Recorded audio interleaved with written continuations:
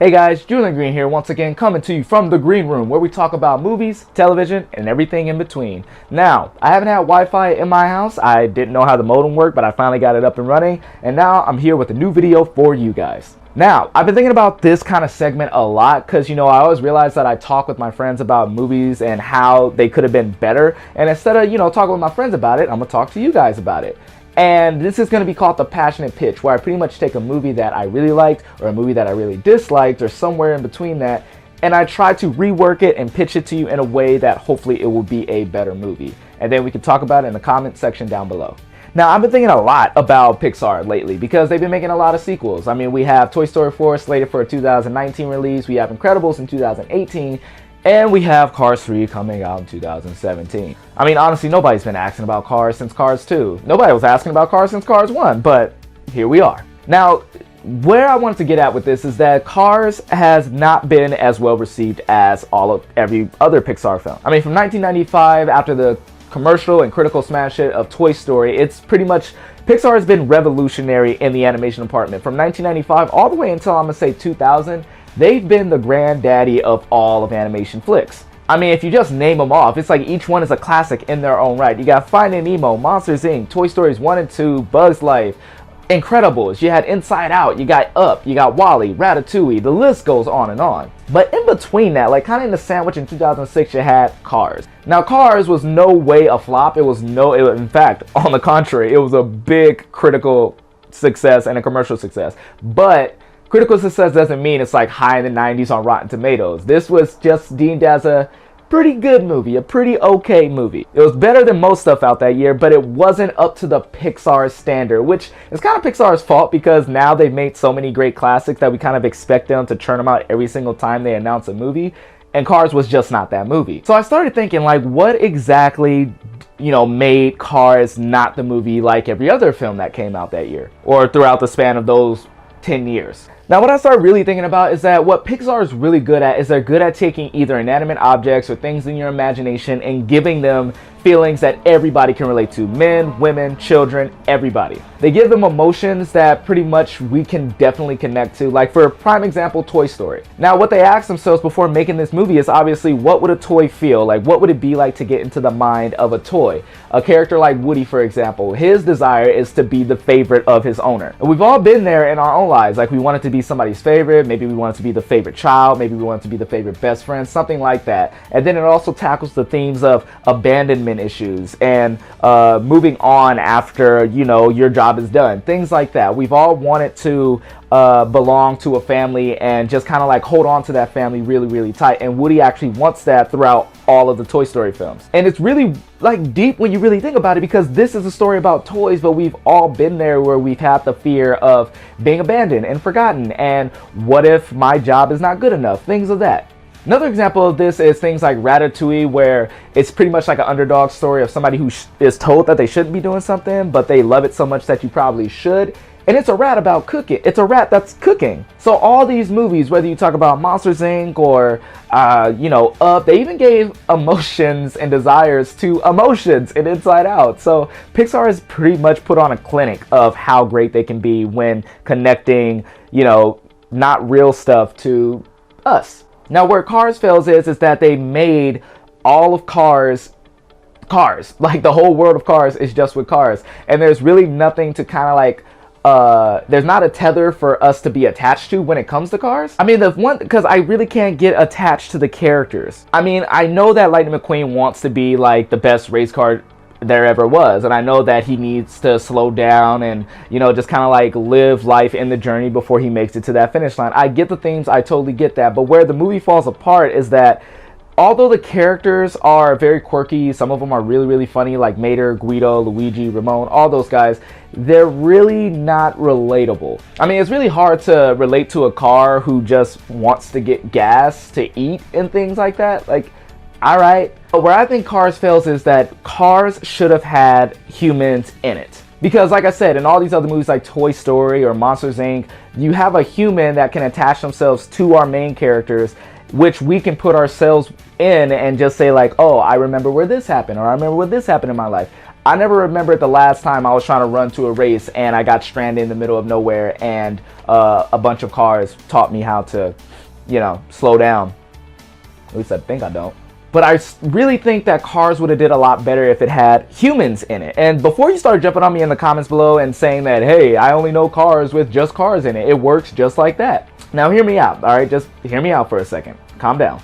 Now, American culture is very much surrounding cars. Like sometimes you even go to a diner and the seats are shaped in cars. I have friends who talk for 2-3 hours about cars themselves. I'm not really into cars, but I understand the love that we Americans have for our cars. And the movie Cars really does like have this American feel to it, like the great open road, traveling on Route 66, which they got right pretty far. But without a human in it, then there's nothing to ground the story and something that you can actually get behind. Now, like I said, humans are very much attached to the cars. I mean, let's just take, for instance, when you get your first car. Go on to anybody on the street, and I tested it. Go to anybody on the street and ask them what their first car is, and I guarantee you they can tell you what their first car was. It doesn't matter how old they were, how young they are. Everyone can tell you their first car. Mine, for instance, was a 2004 Taurus, and it was a piece of junk. I love my 2012 Kia, but I will never forget my Taurus. It was gray, the wheels were a little janky, it did this weird backup thing whenever I try to go in reverse. It was pretty scary, but I loved it. And with these cars, then you pretty much have a lot of memories that goes into it. All the road trips that you would take. Either it was your first road trip, whether you went on your first date, whether something funny happened in your car, somebody threw up in your backseat, you had your first kiss in your car. There's a lot of like connection that we have when it comes to our cars. We take care of it, we wash it, we clean it, we take it to the shop when it's sick, when it's down.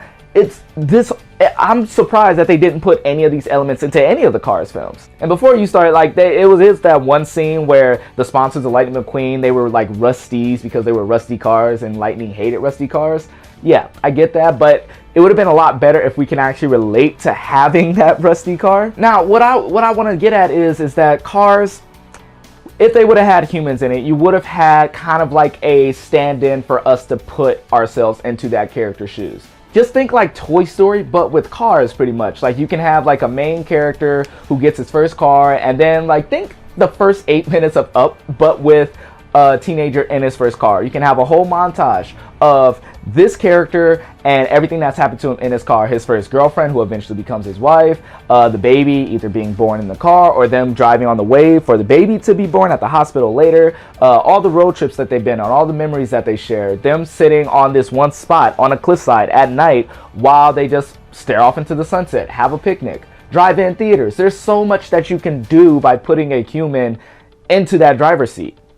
Now, the car can still be alive, and the car can care about that human just as much as the human cares about this car. Now, where you will pick up in this story right after the montage is that you'll have this really kind of old car, and where they have to go is that the original character does not have enough money to make it on this road trip. So what the car has to do is the car has to find it within himself to get the owner that he loves so much onto wherever they're trying to go. Let's say that the main character is trying to meet their father or something like that. And since the main character doesn't have enough money to fix it, he realizes that this is pretty much the last road trip that they're going to take. So then you can follow this car on a road trip, and the car can either continually save his butt throughout the entire movie, or the main character can just kind of like bond one last time with the car. Kind of like a last hurrah between the owner and his car. So now you have this kind of like buddy road trip movie between a human and his car, and it like kind of like symbolizes that connection between the two. And then at the end of the movie, you can end it with the car finally just like crapping out like on that ledge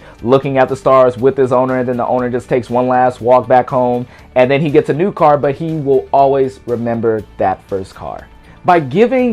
By putting humans in this movie, then you actually create something that we can actually put ourselves into, that we can relate to. You can create a window that we ourselves can always step into and say like, hey, I remember when I had that car, and I remember when I gave up this car, or I remember when I let this person borrow it, and I missed my car very, very much, and my car missed me as well. You put emotions to the car, and things like fearing that one day you're not going to be able to transport your owner where you want to go, or maybe you're not going to be able to take somebody somewhere that you need to go. We all have that fear as humans that we're never going to be enough for each other. Like the people that we care about, we want to be enough. So when you kind of like put yourselves in the shoes of that car, it's kind of like that journey symbolizes you and your friends going on this like little trip, whether it be through life, whether it be some particular situation, but you always want to find the strength within yourself, even though that you don't really like are not as young as you used to be, but you still try to do whatever you can